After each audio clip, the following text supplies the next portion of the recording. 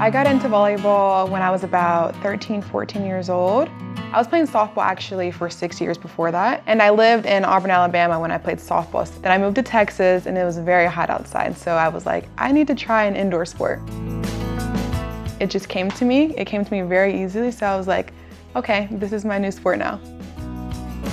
My dad is an assistant football coach for the University of Missouri. He's kind of been around sports his whole life. He was a football player himself, so he knows what it takes to be an athlete. My mom was a volleyball player as well, so I'm a whole athletics family. I actually have an uncle who passed away, and he was a huge influence in my choice of choosing volleyball and wanting to keep playing volleyball. He was just one of those uncles who was just really, really close to me and that I could always depend on for anything. And when he passed away, it really hit really deep because he was a big influencer in my life and I always looked up to him. When he passed away, I got a tattoo on my arm. It says Larry Love. His name was Larry.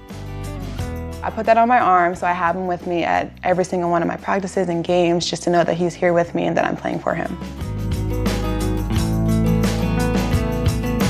On the court and off, she's a silent assassin. She's a really, really quiet, demeanored kind of kid. And you put her in big matches and she just goes off. I mean, I always hated the concept of fearless because I think it's more courageous. I think as a human species, we all have fear. She's the only kid I've ever met that I think is fearless. You throw her into some huge situations and it doesn't even register. She just goes off.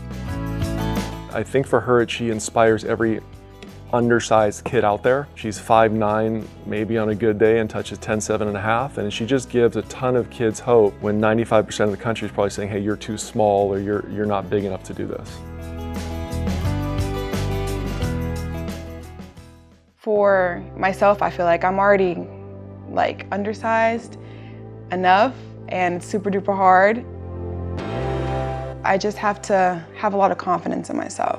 I do get setbacks like everybody else. I feel like I'm a human being, but it's just having a short memory, honestly. No matter what you run into, I have to remind myself that all the time.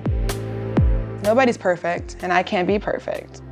To represent people of color at this highest level, it means so much to me. Growing up, when I started playing volleyball, there wasn't a lot of us, and a lot of people told me that I couldn't do it.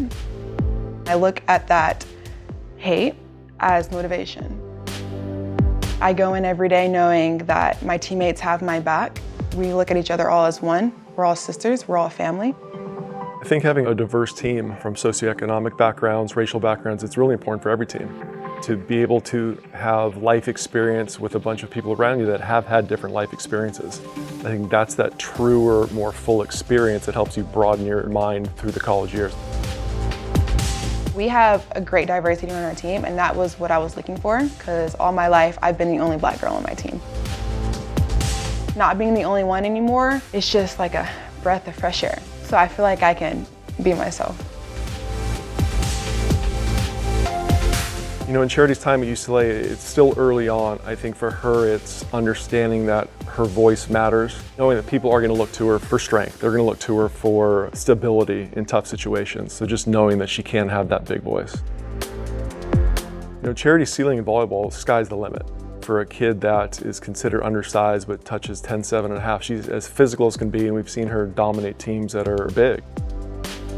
For all the younger girls who want to play volleyball, I want you to just know that you can do it. No matter what anybody tells you, you can do it. For the little girls of color who really do come up to me and want to take pictures with me, it really warms my heart. And it makes me want to keep playing volleyball and keep wanting to be great so they can look up to me. My mom raised me to be a respectful young lady and just to chase my dreams and goals. I've learned that growing up. I've set so many goals up and I'm gonna go chase them.